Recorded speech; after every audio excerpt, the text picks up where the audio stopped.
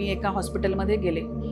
मी तिथे गेल्यावरच माझ्या लक्षात आलं की इथून पण माझ्या मागे कोणीतरी येणार आहे आणि ती कोणीतरी नाहीये तर एक बाई आणि एक मुलगी असेल. त्या संध्याकाळीच मी झोपले आणि रात्रभर माझ्या उशाला बसून 3 वर्षाची मुलगी होती आणि एक बाई 33 एज असेल त्या बाईची, साडी नेसली आहे पूर्ण काळी.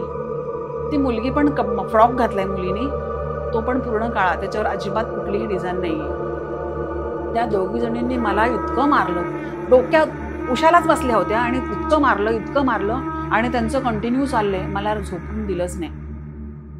नमस्कार. आज आपल्या शोवरती ठाण्याहून उल्का पंडित मॅम आलेल्या आहेत. त्यांच्या आयुष्यात आतापर्यंत बरेच असे भयानक किस्से घडले होते, तर ते किस्से नेमके काय होते हे आज आपण त्यांच्याकडूनच ऐकणार आहोत. तर मॅम सुरू करत आपण. ओके, नमस्कार. मी उल्का पंडित, ठाण्यामध्ये राहते. मी आहे तशी महाडची. काय झालं की मला असं वाटायला लागलं की म्हणजे घरी बसून मला खूप कंटाळा यायला लागला. तर मी माझ्या एक्सला बोलले की मला जॉब करायचा आहे.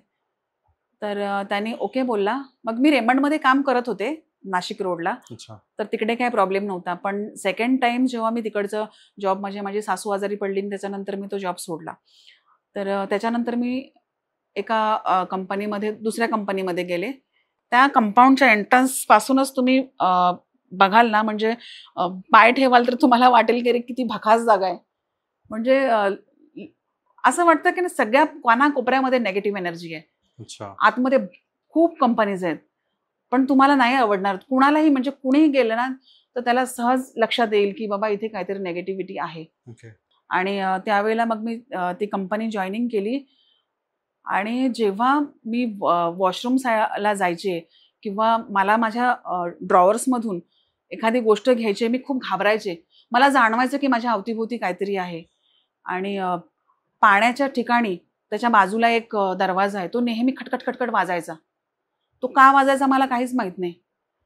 तर मी म्हणजे माझ्यासोबत काम करणाऱ्या मुलींना विचारलं, म्हटलं हा दरवाजा नेहमी वाजत असतो. तर त्या मला बोलल्या की दुर्लक्ष करा, लक्ष द्याल तर घाबरून जाल. पण मला त्या पॅसेजच्या एंट्रन्स पासूनच असं वाटायचं की कोणीतरी आसपास आहे आणि म्हणजे खूप घाबरायचे मी. आणि जेव्हा मला त्याचा त्रास म्हणजे असा झाला की मी आजारी पडले आणि त्या आजारपणामध्ये मला उठताच येत नव्हतं. मी झोपलेली असायचे ना, रात्री झोपले ना की मला सकाळी उठताच येत नव्हतं. मग एक दिवशी असं झालं की मला उठता येत नाहीये. तर माझ्या मुलग्याला मी सांगितलं की कुणाला तरी बोलव. मग त्यांनी शेजाऱ्या लोकांना बोलवलं. मग 3 बायका आणि एक पुरुष, त्या चौघांनी मला उठवून बसवलं. तेव्हा मी माझ्या ज्या काही ऍक्टिव्हिटीज आहेत ते मी करायला लागले. आणि शेवटी मी ते काम सोडून दिलं. मग जेव्हा आम्ही बघितलं एका ठिकाणी की इथे काय असा प्रॉब्लेम आहे, कारण मला ते काम कंटिन्यू करायचं होतं. तर माहिती पडलं की ती बिल्डिंग बनताना नवरा बायको त्याच्यामध्ये पडून मेलेले आहेत. तर मला असं सांगितलं की तू त्या नवऱ्याला आवडतेस, तिच्या नवऱ्याला आवडतेस म्हणजे त्याला तुझे डोळे आवडले, असं मला सांगण्यात आलं. तर त्याच्यामुळे तो म्हणजे त्याच्या बायकोशी तुझी स्तुती करतोय आणि ती तुला त्रास देते. ती बाई तुम्हाला त्रास देत होती? हा, तो माझी स्तुती करायचा की अरे तिचे डोळे किती छान आहेत, ती दिसते किती छान, असं म्हणजे मला सांगण्यात आलं. जेव्हा आम्ही बघितलं की हा प्रकार काय होतोय आणि त्या कंपनीमध्ये मला असं का जाणवतं. इनफॅक्ट मी हे पण ऐकलंय की रात्रीच्या वेळेला जे बॉक्स वगैरे असतात ना ते ऑटोमॅटिक हललेले असतात, इकडे तिकडे पडलेले असतात. म्हणजे इथे जी ठेवलेले असतात ना ते जागाच, म्हणजे त्यांची जागा दुसऱ्या दिवशी बदललेली असते. तर हा त्या कंपनीचा किस्सा. मग त्याच्यानंतर मी ते जॉबच सोडून दिलं आणि मग एक 15-20 दिवसामध्ये मी ठीक झाले. तुम्हाला कोणी सांगितलेलं की असं असं तिकडे घडलेलं आहे? आम्ही जेव्हा मला उठताच येत नव्हतं तर त्यावेळेला भयंकर त्रास होत होता. आणि तुम्ही जेव्हा नॉर्मल अवस्थेत असाल तर तुम्ही सगळ्याच ऍक्टिव्हिटी करू शकता आणि तुम्हाला बरं वाटतं काम करायला वगैरे. पण तुम्ही जेव्हा नॉर्मल अवस्थेत म्हणजे आहात आणि तुम्ही जागेवर अंथरुणावर खेळून पडलात ना तर तुम्हाला नाही आवडणार. तुम्ही सगळ्या त्या गोष्टी मिस करता. तर मग अशा वेळेला मला भयंकर त्रास व्हायचा की मला उठायचंय, मला काम करायचंय, मला बाहेर जायचंय, असं सगळं व्हायचं. मग माझ्या एक्सनी बघितलं तर तेव्हा त्याला सांगितलं की तिथे असं ही घटना घडलेली आहे आणि त्यांचं अस्तित्व अजूनही तिथे आहे. बाहेर कोणाकडे चर्चा केली का तुम्ही? त्यांनी बघितलं एका ठिकाणी. तर तेव्हा त्याला तसं सांगितलं. आणि अच्छा. त्यानंतर आम्ही एका दुसऱ्या ठिकाणी म्हणजे 4 वर्ष एका घरामध्ये राहिलो. त्यावेळेला मी जॉइनिंग केलं होतं ती कंपनी आणि त्याच्यानंतर मग आम्ही दुसरीकडे गेलो. तर झालं असं, की तिथे म्हणजे आम्ही संध्याकाळी शिफ्ट झालो 7 वाजेपर्यंत. 7-7:30 पर्यंत आम्ही सामान टाकलं त्या रूममध्ये आणि मी त्याला बोलले, की म्हणजे एक्सला बोलले, की आता आपण रात्रीच उरकून घेऊया म्हणजे सामान लावून घेऊया. म्हणजे उद्यासाठी आपण फ्री झालो. तर तो बोलला, "ठीक आहे." आणि आम्ही रात्रीच सगळं सामान लावून घेतलं. ॲक्चुअली ती रूम बघायला गेले तेव्हाच मला काहीतरी जाणवत होतं. पण त्या दिवसामध्ये आम्हाला रूमच मिळत नव्हती. बिल्डिंगमध्ये होते रूम? हो, बिल्डिंगच्या ग्राउंड फ्लोअरला होती ओके. आणि एंट्रन्सला होती. पण त्या एंट्रन्सला फक्त ते एकच घर होतं. ओके. हां. आणि आतमध्ये होतं ग्राउंड फ्लोअरला अजून 2 घरं आहेत. पण त्यांचा एंट्रन्स आतमध्ये आहे. जिकडून वरती बिल्डिंगमध्ये जाण्यासाठी ज्या शिड्या असतात तिकडे आहे आणि याचा दरवाजा बाहेर होता. आणि ही एकच रूम मग या साईडला. तर थोडंसं भयानक वाटायचं. पण की या रूममध्ये म्हणजे काहीतरी निगेटिव्हिटी असल्यासारखं जाणवायचं. पण आम्हाला घरच नाही मिळालं आणि त्यावेळेला असं झालं होतं ना, की असं वाटलं की म्हणजे ट्रॅव्हलिंग वगैरे म्हणजे आपल्याला एक्स्ट्रा पैसे द्यावे नाही लागणार. जर आसपास ठेवलं तर घेतलं तर. त्या हिशोबाने आम्ही त्या रूममध्ये शिफ्ट झालो होतो. म्हणजे थोडेसे पैसे वाचवण्यासाठी. शिफ्ट झाल्यानंतर आम्ही रात्री सामान वगैरे लावलं आणि दुसऱ्या दिवशी असं झालं, की माझा नवरा मला बोलतो, की "मी कामाला जातो." म्हटलं, "ठीक आहे." तो गेला कामाला सकाळी 9 वाजता. मुलगा माझा बोलतो, "मम्मी मी शाळेत जातो." तोही गेला. म्हणजे तो रात्रभर जागून सुद्धा सकाळी उठून तो शाळेत गेला. आणि आता मी राहिले एकटीच. आणि माझं असं आहे, की मला माझ्यासोबत कोणीतरी खायला, जेवायला असेल तरच मी खाऊ ओके. शकते. ते मला सवयच होती. नाहीतर मी एकटी काय नाही करणार. तर मी विचार केला, आता हे दोघं जण गेले, मी काय करू? काम तर सगळं झालंय. मी म्हटलं झोपून जावं. आणि मी झोपले. खिडकीच्या बाजूला दरवाजाच्या बाजूला खिडकी आणि खिडकीच्या बाजूला आम्ही बेड ठेवलाय. ओके. तर त्या बेडवर मी झोपले आणि त्या दिवशी मी स्लीवलेस घातलं होतं. आणि अचानक म्हणजे 11च्या सुमारास सकाळी अच्छा. माझ्या हातावरून एक छोटासा हात मला क्लिअर जाणवलं. एक म्हणजे असं म्हणू शकतो आपण, की छोट्या बाळाचा हात, ज्याने माझ्या डाव्या हातावरून हातावर स्पर्श केला. हा स्पर्श केला. आणि तो स्पर्श केला ना, तर मला इतकं म्हणजे थंडी वाजून आली ना, ओके. मी दरवाजा खोलला आणि रस्त्यावर पळाले. रस्त्यावर पळाले. थोडंसं थंडी वाजली ना, तर मला असं वाटलं, की म्हणजे बाहेर आले मी त्या घराच्या. ज्या शॉप वगैरे आहेत तिकडे. तर तिथपर्यंत आले, पण तिकडे सावली होती. मग मला थंडी वाजत होती. म्हणून मला असं वाटलं मला जाऊन थोडंसं उन्हात उभं राहायला पाहिजे. म्हणून मी डायरेक्ट मेन रोडवर गेले. मेन रोडवर गेले तर त्याच लाईनमधल्या एका काकांनी मला बघितलं. ज्यांचं टेलर आहेत ते आणि बऱ्याच वर्षापासून ते तिथेच आहेत. तर त्यांनी मला बघितल्यावर मला बोलतात, "इकडे ये." मी जाऊन बसले त्यांच्या शिडीवर. मला बोलतात, "पळते का वेड्यासारखी?" तर म्हटलं, "काका असं-असं झालं." म्हणजे त्यांना मी सांगितलं, की "काका मी झोपले होते आणि मला जाणवलं, की माझ्या डाव्या हाताला कोणीतरी लहान बाळाने स्पर्श केलाय आणि मला खूप थंडी वाजली." तर बोलतात, "काय नाही, घरी जा. बस थोडा वेळ आणि घरी जा."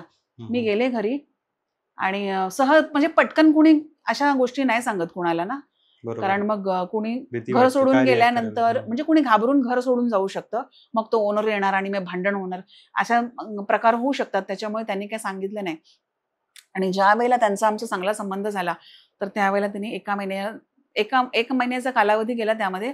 तर त्यांनी सांगितलं, की इथे म्हणजे हा एरिया डेव्हलप होण्याच्या आधी चाळी होत्या. ओके. त्यांची ही बिल्डिंग तिथे पण चाळी म्हणजे म्हणजे नाक्यापासून ते अगदी वरपर्यंत सगळ्या चाळीच होत्या. बैठी घरं होती आणि या घरामध्ये जिथे आमचं घर होतं म्हणजे ज्या बिल्डिंगच्या ग्राउंड फ्लोअरला आमचं घर होतं, तिथे त्या घरामध्ये एक आई आणि 2 मुलं ज्यांची लग्न नव्हती झाली, एक 35 ते 40च्या वयोगटातली असतील. अच्छा. ते एका वेळेलाच मेले होते. अच्छा.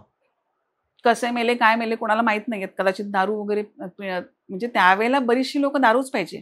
ओके. हां, तर मग त्यावेळेला ते एकत्र मेले होते आणि जेव्हा 3-4 दिवसांनी लोकांना वास आला, त्यावेळेला त्यांना बाहेर काढण्यात आलं होतं. आणि तेव्हा त्यांनी ते तसं सांगितलं आणि ते माझ्या मनात राहिलंच होतं कारण मला जाणवत होतं आणि लिटरली एक वेळ अशी आली होती, की माझ्या मुलग्यालाही या सगळ्या गोष्टी दिसायच्या. अच्छा. म्हणजे काय दिसायचं? दिसायचं म्हणजे अ, मला म्हणजे पिरियडच्या वेळेला माझ्या उशाला कोणतरी भला मोठा तगडासा पुरुष येऊन उभा राहिलाय. अच्छा. आपण पूर्ण म्हणू शकत नाही की तो पांढऱ्या कपड्यांमध्ये आहे. कलरफुल कपडे पण आहेत असं पण नाही म्हणू शकत. पण तो स्पष्ट दिसायचा हे मला कळायचं. कधीतरी माझ्या कपाट आम्ही जिकडे लावले होते तिथे तोच माणूस उभा राहिलेला दिसायचा. अच्छा. आणि मी एका ऑफिसमध्ये काम करत होते ठाण्यात. तर तिथे प्लास्टिकच्या खुर्च्या होत्या आणि माझ्या वेन्स थिन असल्यामुळे ना मी कडक जागेवर बसले तर त्या दबू शकतात. तर त्याच्यामुळे मला ती कमरेची नस दबली होती. तर त्यामुळे मी त्याची ट्रीटमेंट घेत होते. पण त्याची ट्रीटमेंट इतकी महाग पडली म्हणजे 4 डॉक्टर चेंज केले मला फरकच पडत नव्हता. ओके. लिटरली मला मी ऑफिसला जायची वेळ जरी झाली ना मी रोडपर्यंत जायचे, नाक्यापर्यंत पण कधी-कधी जायचे आणि का कोणास ठाऊक काहीतरी असं व्हायचं ना बॉडी पेन की मी घरी येऊन बसायचे. जायचेच नाही. म्हणजे असं की मला कुणी जाऊच देत नाहीये, घराच्या बाहेर जाऊ ओके. नकोस. ती एनर्जी जाऊ देत नाही हां, घराच्या बाहेर. असं व्हायचं. आणि लिटरली 2020 म्हणजे 19ला आम्ही तिकडे गेलो आणि 2020-21चे 5-6 महिने, 1.5 वर्ष मी अंथरुणावर होते. अच्छा. त्याच्यामध्ये असं झालं होतं की खालून बेडच्या खालून धडधड धडधड कोणीतरी मारतंय. अच्छा.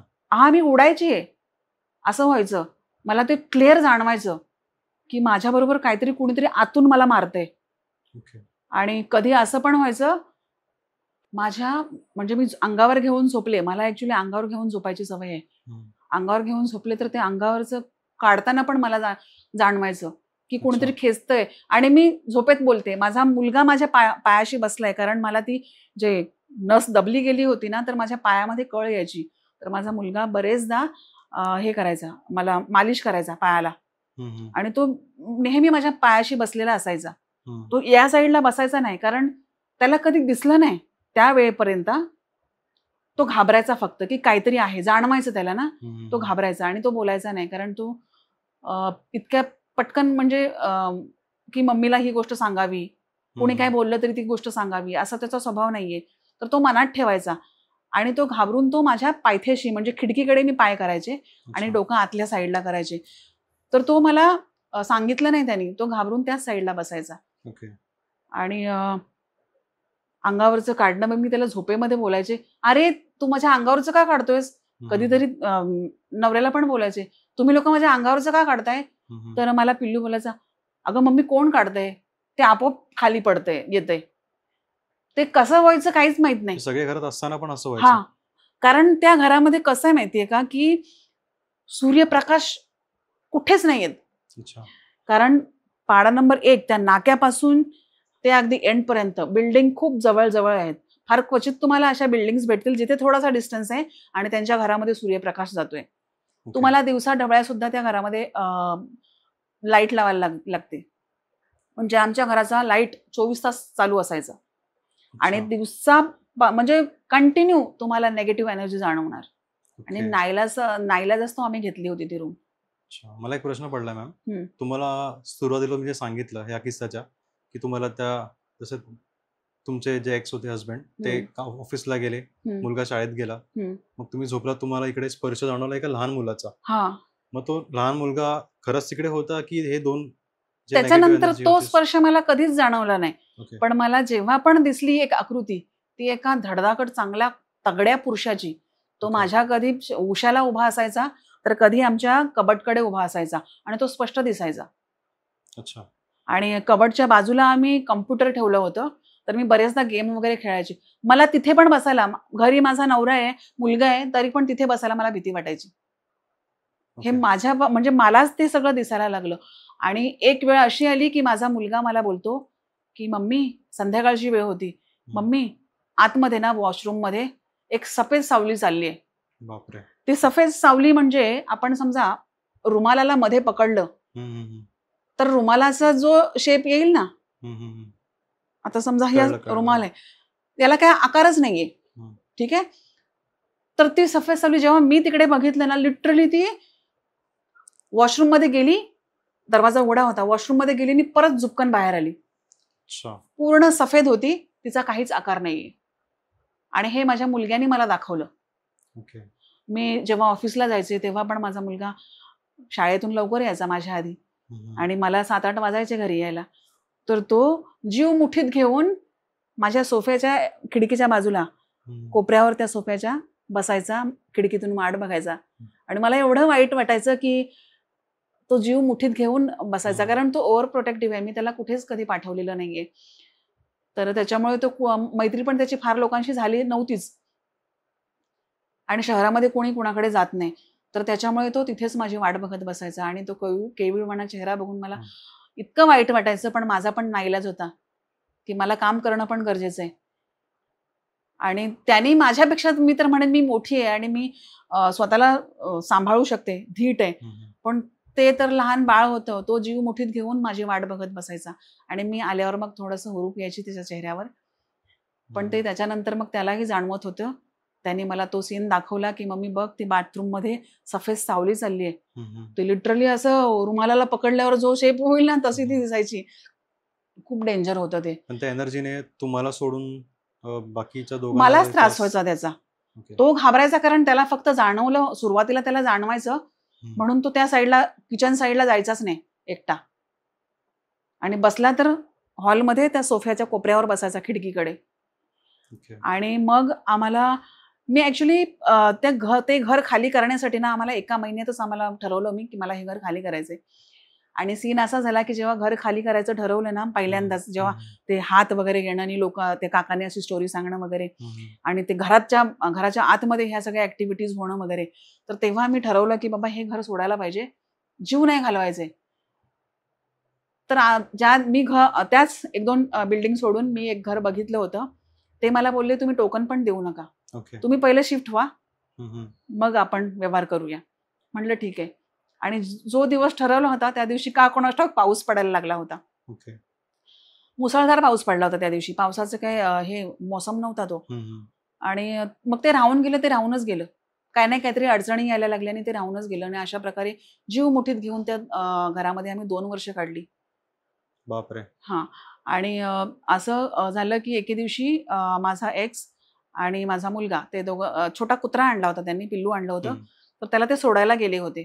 कारण मी मला नाही जमत ॲनिमल्स. तर मी त्यांना बोलले की कशाला आणायचं, आणि कोण सांभाळणार, सगळेजण, 3 जण बाहेर असतो घराच्या, त्याला कोण बघणार, म्हणून ते सोडायला गेले होते. तर तेव्हा असं झालं की मी किचनमध्ये, आमची वॉशिंग मशीन आहे, तर तिथे मी उभी होते आणि जेवणासाठी तयारी करत होते. तर वाटण वाटत होते.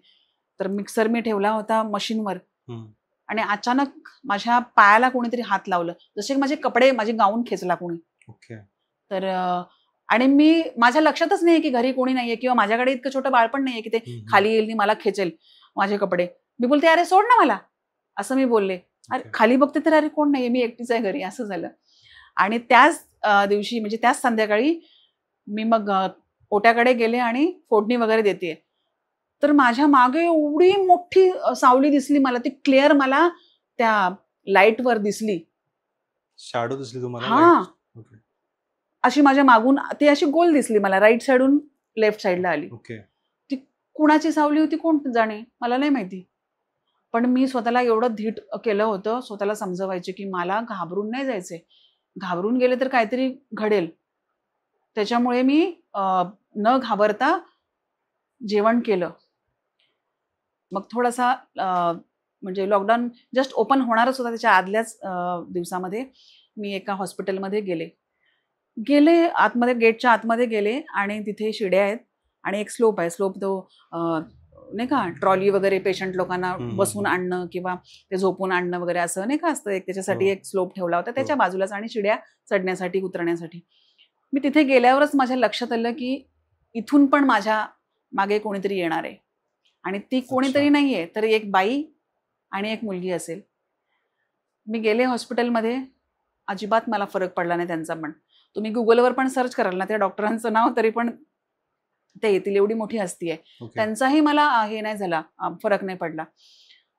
मी आले हॉस्पिटलमधून आणि मला जाणवतंय की जसं माझ्या मनात आलं की इथे पण एक नेगेटिव्ह एनर्जी आहे आणि ती माझ्यासोबत येणार आहे. त्या रात्री, म्हणजे त्या संध्याकाळीच मी झोपले आणि रात्रभर माझ्या उशाला बसून, 3 वर्षाची मुलगी होती, 3 वर्षाचीच असेल ती. बापरे. आणि एक बाई, जेमतेम असं समजा की, म्हणजे मी एक्झॅक्ट तिचं एज सांगायचं झालं ना तर 33 एज असेल त्या बाईची. आणि साडी नेसलीये पूर्ण काळी. ती मुलगी पण फ्रॉक घातलाय मुलीने, तो पण पूर्ण काळा, त्याच्यावर अजिबात कुठलीही डिझाईन नाहीये. त्या दोघी जणींनी मला इतकं मारलं, डोक्यात उशालाच बसल्या होत्या आणि इतकं अच्छा. मारलं, इतकं मारलं. आणि तेव्हा पण मी ओरडते, अरे मला मारताय का? मी असं झोपेत ओरडायचे. आणि त्यांचं कंटिन्यू चाललंय, मला झोपून दिलंच नाही. आता जे शुद्धीत आहेत लोक, त्यांच्या हिशोबाने मी झोपले असेल, पण मला माहितीये मी आतून जागी आहे, माझे डोळे फक्त बंद आहेत, मी जागी आहे आणि हे लोक मला इरिटेट करतायत. कधी खालून त्या बेडच्या आतून मला मारलं जातंय, तर कधी माझ्या अंगावरचे कपडे काढले जात आहेत, म्हणजे अंगावरचे कपडे म्हणजे जे आपण ओढतो, हा, ते खेचलं जातंय. आणि हे बरेचदा सीन व्हायचे. पण हा जो सीन या बाईचा आणि मुलीचा झाला तो एकदाच त्या दिवशी झाला. आणि मग माझ्या एक्सनी नजर काढली, म्हणजे त्यांनी एका ते पीरबा काय ते मुस्लिम लोकांचं जे दर्गा असतो ना, तिकडे जाऊन कोणाला तरी विचारलं की काय करायचं वगैरे. त्यांनी सांगितलं, मग यांनी अंड उतरवलं. तर त्या अंड्याचा सीन असा झाला की त्यांनी ते अंड उतरवलं आणि मला बोलले की तू आवाज नाही काढायचा तोंडातून आणि माझ्याशी पण काय बोलायचं नाही, कारण मला मागे वळून बघायचं नाही. आता बाहेर कुठे जाऊ शकत नाही, म्हणून त्यांनी काय केलं की त्या रूमच्या कोपऱ्यावर वरती फेकून दिलं ते अंड. ते अंड फेकून दिलं. ते अंड काय करावं, खडबडीत जागा असून पण, खडबडीत ठिकाणी स्लोप समजा असेल आणि गुळगुळीत असेल, तो सहज एखादी वस्तू खाली सरळ येऊ शकते गडगडून. पण खडबडीत जागा असून पण ते अंड वरती लांब फेकलं होतं, अगदी त्या कंपाऊंड पर्यंत. कारण त्या घराच्या कंपाऊंडला हे आहे, म्हणजे कंपाऊंड आहे घराच्या कोपऱ्यावर. तिकडून ते गडगडत आलं आणि बरोबर त्या आमच्या खिडकीच्या बाजूला थांबलं. आणि हा मला बोलला की आपल्याला जेव्हा मी ते अंड फेकून येईन त्यावेळेला आपल्याला खिडकी पण प्रॉपर बंद करायची नाही, दरवाजाला थोडीशी फट होती खालच्या बाजूला, त्यांनी कपडा लावला तिकडे. मग त्याचं असं म्हणणं की ती पुन्हा येईल आतमध्ये, जे काय आहे ते पुन्हा येईल आतमध्ये, त्याला तुला सोडायचं नाहीये. तर त्यांनी खालून कपडा लावला, पण एक थोडंसं लक्ष ठेवण्यासाठी त्यांनी खिडकी ओपन केली आणि बघितलं. मला बोलला की तू लांबच राहा. ते वरून आलं गडगडत, खिडकीकडे थांबलं आणि थांबून ते एका ठिकाणी, हा सीन मी स्वतः प्रत्यक्ष बघितलंय. ते अंड हलतंय, जसं त्याच्या आतमध्ये काहीतरी आहेत, म्हणजे जीव आहे, एक नाही अनेक. आणि ते बाहेर पडण्यासाठी एक म्हणजे फाईट करतात आतमध्ये, असं ते लिटरली जाणवत होतं. आणि ते अंड थोड्या वेळाने फुटलं आणि जो घाणेरडा वास यायला लागला, तो वास घेऊ शकत नाही, इतका घाणेरडा वास यायला लागला. त्याच्या आधी असं झालं होतं की आम्हाला जेव्हा घर खाली करायचं होतं तेव्हा ठरवलं होतं ना, तर त्यावेळेला पण म्हणजे जसं मी बोलले ना की आम्हाला त्या घरातून बाहेर पडायचंय, तर काहीतरी अडचणी यायच्या आणि आम्ही घराच्या बाहेर पडूच शकत नव्हतो. तर पैशांचा सुद्धा प्रॉब्लेम व्हायचा आणि लॉकडाऊनच्या दिवसामध्ये बऱ्याच लोकांना प्रॉब्लेम होत होता. तर यांनी त्याच्या मित्राला सांगितलं की मला ट्रॅव्हलिंगसाठी पैसे नाही आहेत, समजा कुठे रूम बघायची झाली तर आम्हाला तिथवर जायचं आहे आणि हिला चालता येत नाहीये, ॲक्च्युली हिला उठताच येत नाहीये, पण मला हिला घर दाखवल्याशिवाय मी तिकडे दुसरीकडे मी जाऊ शकत नाही. तर तो बोलला की म्हणजे त्याची रिक्षा होती, तर तो बोलला मी माझ्या रिक्षातून घेऊन जाईन. आणि 2-3 ठिकाणी त्यांनी आम्हाला फिरवलं बघण्यासाठी. पण एकदा काय झालं, स्पीड ब्रेकर जो असतो ना, तिथे त्याच्या गाडी अडकली. अडकली आणि विश्वास नाही ठेवणार, ते पत्रा किती स्ट्रॉंग असतो रिक्षाचा, जो आपल्या पायाखाली असतो, त्याला चीर गेली होती, भेग गेली होती. फक्त तिथे त्या स्पीड ब्रेकरवर काहीतरी त्याला लागलं त्याच्या रिक्षाला. तो थांबला, तो चालू करायचा प्रयत्न करतोय आणि त्याला ती रिक्षा चालू पण होत नाहीये. आणि मला त्याचं जेव्हा लक्ष गेलं, बोलतो बघा माझी रिक्षा पिंजली गेली आहे. जवळजवळ एक एवढा हे चिरली, क्रॅक गेला होता रिक्षा. त्याच्यानंतर त्यांनी आम्हाला हेल्पच करणं सोडून दिलं. तो बोलतो मला भीती वाटते. आणि तो पण बैठकीतला होता, पण त्याला पण या गोष्टी कळायच्या. तर तो येणार होता घरी काढण्यासाठी, नजर उतरवणं म्हणा किंवा काढण्यासाठी, काय चेक करण्यासाठी सुद्धा की बाबा खरोखर आहे का. पण त्यांनी तो इन्सिडन्स त्याच्या बाबतीतच झाल्यावर तो बोलला की मला घरी नाही यायचंय. पण बोलतो तुमच्या वहिनीला म्हणजे तुमच्या बायकोला बघितल्यावर माझ्या हे लक्षात आलं की तुमची, म्हणजे त्यांनी हे सांगितलं की तुमची बायको गेल्या जन्मी मुस्लिम धर्मात पैदा झाली होती अच्छा. आणि ती अशी दिसतेय किंवा तिचे डोळे म्हणा किंवा तिचं एक बॉडी स्ट्रक्चर असा आहे की तो पुरुषांनाच नाही तर बायकांना सुद्धा बायका सुद्धा अट्रॅक्ट होतात. आणि हे फॅक्ट आहे की बरेचदा मला माझ्या म्हणजे जिथे जिथे मी कुठे काम केलंय ना, तर लिटरली बॉडी शेमिंग होते माझ्या बाबतीत. हे असं ते तसं, असं तसं. तर ते मला ऐकायला मिळतं. तर मी खरोखर त्या गोष्टीवर विश्वास ठेवला की खरी गोष्ट असेल तर त्यांचं असं म्हणणं म्हणजे मृत लोकांच्याच नजरा नाही आहेत तर जिवंत लोकही लोकांनाही बरोबर. तुझी बायको आवडते आणि त्यामुळेच हे लोक माझ्या हिच्या मागे लागलेत. तर त्याचा पूर्ण अगदी 2 वर्ष आम्ही जसे तसे काढले त्या घरामध्ये. हं. आणि एक वेळ अशी आली की आता जीव जाईल, मला गमवायचा नाहीये. तर त्यावेळेला मी लिटरली माझी गंठण मुथूटमध्ये गहाण ठेवली डिपॉझिटसाठी, कारण पैशाचा प्रॉब्लेम होत होता म्हणून. आणि आम्ही तिथून निघालो त्या घरातून. पण त्या काकांच्या सोबत सुद्धा जे टेलर काकांनी ज्यांनी मला सांगितली होती ती स्टोरी, तर त्या बिल्डिंगमध्ये साफ-सफाईला एक काकी आणि त्यांचा मुलगा यायचा. त्यांनीही सांगितलं होतं. त्यांच्या मुलग्याला आमच्या घराच्या उजव्या कोपऱ्यावर, त्या रूमच्या उजव्या कोपऱ्यावर एक छोटंसं घर बांधलं होतं, ज्याच्यामध्ये ते त्यांचे बाल्टी, झाडू वगैरे ठेवायचे. हं, तर हं. ते सकाळी-सकाळी लवकर त्या दिवशी का कोणास ठाऊक त्यांचा मुलगा आलेला, तर त्यांना सफेद साया दिसला होता तिकडे. असं त्या अच्छा. काकींनी पण सांगितलं होतं. आणि दुसरी गोष्ट म्हणजे त्याच्याच बाजूला 2-3 बिल्डिंग्स आहेत ना, तर त्याच्यामध्ये एक चाळ आहे, एक 3 रूमची वर-खाली. तर तिथे एका मावशीशी माझी ओळख झाली होती. तर त्या मावशींनी पण मग सांगितलं.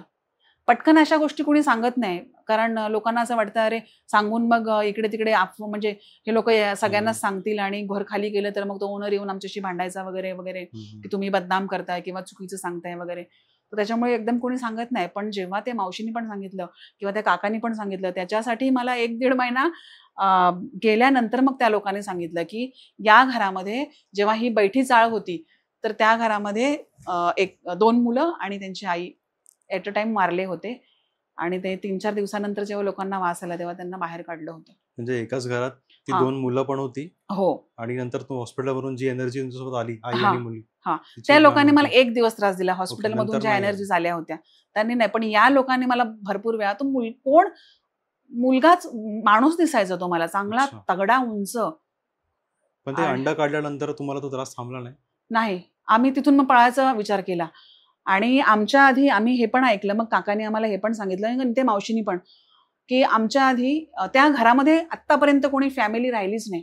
अच्छा. पण आमच्या आधी जस्ट काही 1 वर्षासाठी यूपीवाली फॅमिली होती. फॅमिली म्हणजे नवरा-बायको जस्ट न्यूली मॅरिड होते ते लोकं. हं. आणि त्या बाईला तिथे घाबरल्यासारखं व्हायचं. तिने काही सीन नाही सांगितले तिच्याबरोबर घडलेले. हं, हं. पण तिला घाबरायला व्हायचं. जसं मी बोलले ना, की माझ्या मुलग्याला सुरुवातीला जाणवायचं त्या घरामध्ये. हं, हं. आणि जेव्हा त्याला ते सफेद सावली दिसली, बाथरूममध्ये झुपकन गेली, झुपकन बाहेर आली, तेव्हा त्यांनी ते दाखवलं. तर तसा प्रकार म्हणजे त्यांनी कुणाला सांगितलेलं नाहीये, पण तिला फक्त भीती वाटायची. तर ती बाई नवरा कामाला गेल्यानंतर तिच्याच गावाकडची एक बाई होती, हं, त्यांच्या हं. घरी जाऊन दिवसभर बसायची. नवरा घरी रात्री येईल ना, त्यावेळेला ती घरी यायची. तर आम्ही दुसरी फॅमिली त्या घरात राहणारी. आणि मला त्या घरातून बाहेर पडूच दिलं नाही. म्हणजे माझा त्याच्यामुळे जॉबही सुटला आणि त्याच सेम पिरियडमध्ये मी त्या कंपनीमध्ये जे काम करत होते, कंपनीच्या बाबतीत बोलले, की तिथे पण एक निगेटिव्ह एनर्जी होती, जी पाण्याच्या ठिकाणी होती. त्याच्या बॅक साइड त्याच रूममध्ये एक दरवाजा होता, तो नेहमी वाजायचा. तो हं, मी हं. गेल्यावरच वाजायचा. अच्छा. कॅन्टीन त्याच्या बाजूला होती. त्याचा दरवाजा वगैरे नव्हता. म्हणजे बंद वगैरे करता येईल असा काही दरवाजा नव्हता, उघडाच होता. तर तिथे पण आतमध्ये बसले होते. कंटिन्यू तिथे तुम्हाला कुठल्याही वेळेला निगेटिव्ह एनर्जी जाणवते तिथे आतमध्ये. पण मग हे सगळं थांबवण्यासाठी आपण काहीतरी उपाय वगैरे करतो. हो, मग ते अंड्याचा उपाय केला होता ना, तर पण त्याचा त्याने हां, नंतर हां. आपण आपल्या धर्मात किंवा अजून काही असं तुम्ही उपाय नाही बघितले, मी की आता कशाने टोटल शांत होईल? त्यांनी एक्सनी माझ्या टोटल 3 ते 4 वेळा ठिकाणी बघितलं होतं आणि अच्छा. सगळ्यांनी सेम रिझन सांगितलं, की तुझी बायको कुणीही तिला बघितलं ना, की आवडते ती सगळ्यांना. म्हणजे ती निगेटिव्ह एनर्जीच नाही, तर म्हणजे हे आपल्या जे जिवंत माणसं आहेत, पुरुषांनाच नाही तर बायकांना सुद्धा असं वाटतं, की अरे आम्ही असं दिसायला पाहिजे किंवा आम्ही असं असायला पाहिजे. तर हे मला बरेचदा काही मुलींनी म्हणा किंवा बायकांनी कमेंट केलेले आहेत. ऑफिसमध्ये असताना आपण कधीतरी लंच टाईमला म्हणा किंवा टी टाईमला म्हणा, एकत्र कुणीतरी मैत्रिणी होतात आपल्या किंवा अ, एक फावला वेळ असतो, त्या वेळेला आपण बोलतो वगैरे, तर त्यावेळेला बॉडी शेमिंग केलेली आहे. तर मला ते खरं वाटलं, की त्या लोकांनी तर मला बघितलं नव्हतं. हा एकटाच जायचा, कारण मला उठताच येत नव्हतं. जस्ट एक मी आपल्या ऑडियन्सला नॉलेज म्हणून सांगतो की जो दर्ग्यामध्ये बाबांनी त्या अंड दिलं होतं आणि जे अंगावर ओवाळायला सांगितलं होतं हं. ते याकरता असतं की असं म्हणतात की जी कोणी एनर्जी असेल, बॅड एनर्जी असेल, नेगेटिव्ह एनर्जी असेल, हं. तिला जीव हवा असतो हं. आणि अंड्यामध्ये जीव फॉर्म होत असतो. हं. तर मग तो अंगावर उतरवल्यावरती ती जी काही एनर्जी असते ती अंड्यामध्ये येते ओके. आणि तो फोडल्यानंतर मग ती एनर्जी पण नष्ट होते आणि त्यातला जीव पण नष्ट होतो. असं त्यामागची थिंकिंग मी जस्ट ऐकलेली आहे. तर मग हा प्रकार तुमच्यासोबत झाला असावा. हो. तर हा होता आपला आजचा पॉडकास्ट. तुम्हाला जर पॉडकास्ट आवडला असेल तर नक्कीच लाईक करा, शेअर करा, कमेंट करा आणि जर नवीन असाल तर सबस्क्राईब करायला विसरू नका. अशीच एक भीतीदायक स्टोरी जर तुम्हाला ऐकायची असेल तर इकडे तुम्हाला लिंक दिलेली आहे, नायगाव हॉन्टेड स्टोरी. तुम्ही आवर्जून जाऊन तो पॉडकास्ट बघा, तुम्हाला नक्कीच आवडेल आणि आम्हाला कमेंटमध्ये सांगा. धन्यवाद.